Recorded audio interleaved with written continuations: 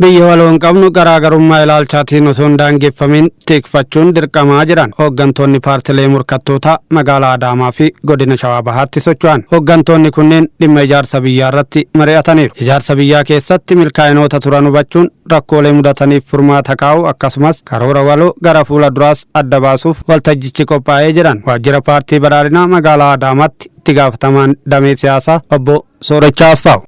Wanni guddaan fi ijoon marii guyyaa irraa yoo ilaallu haala qabatamaa yeroo ammaa jiru haalli qabatamaa akka biyya keenyatti jiru jijjiiramni qabatamaan akka biyya keenyatti jiru sanaa olitti immoo rakkoolees haa ta'u jijjiirama akka biyyaa qofas osoo hin ta'in akka idila addunyaattis jiru giddugala godhachuu qofa osoo hin ta'in hubachuurra dabarree abbaa falaa ta'anitis rakkoolee waliin qabnu rakkoolee akka biyyaatitti nu qunnamuu danda'an qolachuudhaaf tokkoomne rakkoo jiru immoo fala waloo keenya egeree waloo biyya ceesisuu keessatti gahee keenya akka taphannuuf.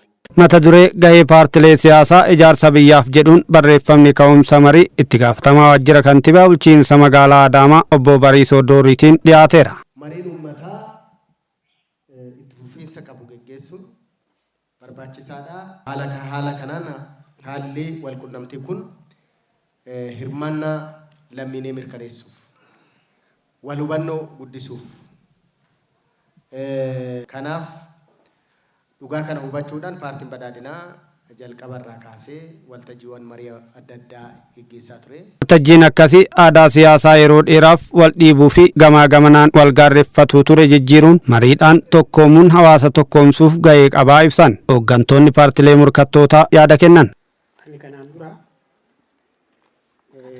paartiin siyaasaa adda addaa walitti dhiyaatee bakka tokko taa'ee wal mari'achuu isaanii har'an arge. Gizee duraa hundi wal dhiibaa ture. Natu caalatti wal dhiibaatii ture. Amma garuu bakka tokko taa'ee wal mari'atanii yaada akkanaa dhiyeessuun baay'ee shaggaadhaa, baay'ee xuruudha.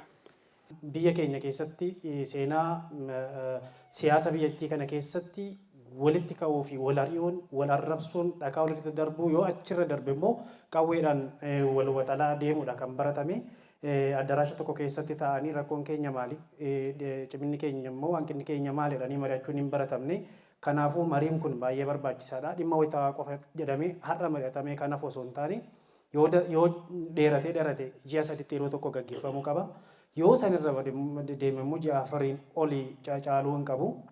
Kana keessatti kallattiiwwan baay'een ilaalamuu hin danda'ama. Siyaasa dinagdee, hawaasummaa, nagaaf tasgabbii, dhimma dinagdee naannoo fi biyya akka waliigalaatti paartii biyya bulchuu qofa osoo hin taane paartiin morkattootaas gahee qabna kana keessatti gaheen keenya kana.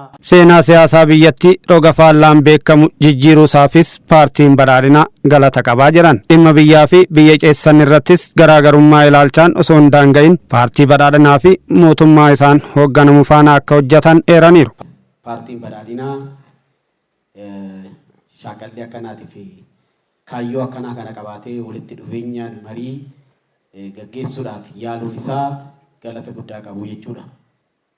Yoo nu kana jedhu biyyi keenya bitti qabnu biyya takka nageenyis ol qabatee bu'uura jireenyaati nageenyi kallattii afuriin nu biyyattiin teenya jaalalaan mari'achuudhaan rakkina jiruu jiraatelleen mariidhaan hiikuun barumsa walitti ta'ee ittiin fuufe kan jedhu yaada qabaa akka paartii keenyaatitti. Amma namoota biyya alaatirraa dhufan jiran akka Sooriyaa dhufaniitu karaa irratti akka rakkachaatii jiran hin agarra. Kanarraa ooluudhaaf biyya keenya sirriitti eeggachuun irra jira. Gara biraatiin hin jedhu maali? Gara ikoonomiitiin. Ikoonomiin amma biyya keenyatti guddatee maal mul'atu kuni global.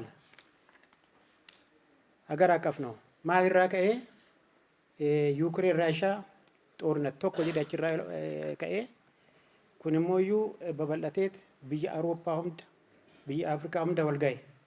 Kanaafuu dhimma kana namoonni tokko wanna mootummaan uume itti fakkaata. garuu miti. Waltajjicha irratti manni maree waloo paartilee siyaasaa Adaamaa fi godina Shawaa Bahaatti socho'anis hundeeffameera.